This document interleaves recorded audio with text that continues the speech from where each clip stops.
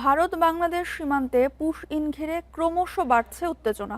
নয়াদিল্লিতে BGB BSF DG পর্যায়ের সম্মেলন শেষ হতে না হতেই শুক্রবার মৌলভীবাজার সীমান্তে বিএসএফ এর গুলিতে নিহত হয় এক বাংলাদেশি। বিশ্লেষকরা বলছেন, সীমান্তে হত্যা ও পুশিন শুধু ভারতীয় আইন নয়, আন্তর্জাতিক আইনেরও পরিপন্থী। সমস্যার সমাধানে বিজিবি বিএসএফ বৈঠকই নয়, রাজনৈতিকভাবে মোকাবেলা করার পরামর্শ তাদের। ভারতের নয়াদিল্লিতে ৮ থেকে ১১ জন বিজিবি বিএসএফের মহাপরিচালক পর্যায়ের সম্মেলন হয়।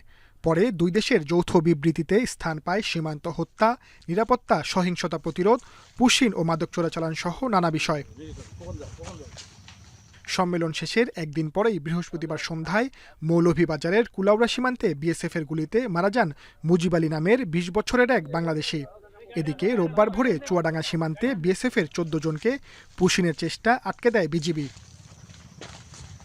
পশ্চিমবঙ্গে বিজেপি রাজ্য সরকার গঠন করার পর সীমান্তে উত্তেজনা বাড়ছে বলে মনে করছেন বিশ্লেষকরা। পুশিন ও সীমান্ত হত্যা শুধু ভারতীয় নয়, আন্তর্জাতিক আইনেরও পরিপন্থী বলে মনে করছেন তারা। একটা জিনিস পরিষ্কার যে বিজেপি ক্ষমতায় আসার পরে পশ্চিমবঙ্গে এই জিনিসটা বেড়েছে। কারণ যেটা করছে, যে পুশিন যে বিষয়টা, এমনকি যেই কিলিংগুলো হচ্ছে, এগুলো সবগুলোই আইনের বিরুদ্ধে। শুধু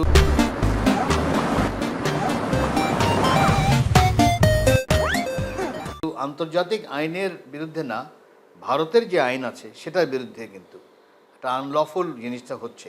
দুই দেশের সীমান্ত সংকট সমাধানে রাজনৈতিক পদক্ষেপের পাশাপাশি জনসচেতনতায় গুরুত্ব দিচ্ছেন বিশ্লেষকরা। আমাদেরকে অ্যাওয়ারনেস বিল্ড আপ করতে হবে, আমাদের জনগণকে সতর্ক হতে হবে এবং আইন শৃঙ্খলা রক্ষাকারী বাহিনীদেরকেও সতর্ক হতে হবে। শুধুমাত্র ওই ৬ মাস পর পর কনফারেন্স এগুলো হয়েই আসছে। আমাদের যে সীমান্ত সমস্যা, এটা অনেক বেশি। এটা বিজিবি বিএসএফ পর্যায়ে নয়, এটা রাষ্ট্রীয় পর্যায়ে এটা সমাধান করতে হবে। পশ্চিমবঙ্গের যে সরকার, তার রাজনীতিতে তারা প্রথমবার সরকারে আসার জন্য এই কার্ডটা ব্যবহার করেছে, যে বাংলাদেশি অনুপ্রবেশকারী। এখন ক্ষমতায় আসার পরে তারা সেটা প্রমাণ করতে চাচ্ছে। সংকট সমাধানে শুধু সরকারের ওপর নির্ভর না করে সব শ্রেণী পেশার সম্মিলিত প্রচেষ্টায় দুই দেশের সম্পর্ক উন্নতি হতে পারে বলেও মন্তব্য তাদের। Sajjad Hossain, independent news, Dhaka.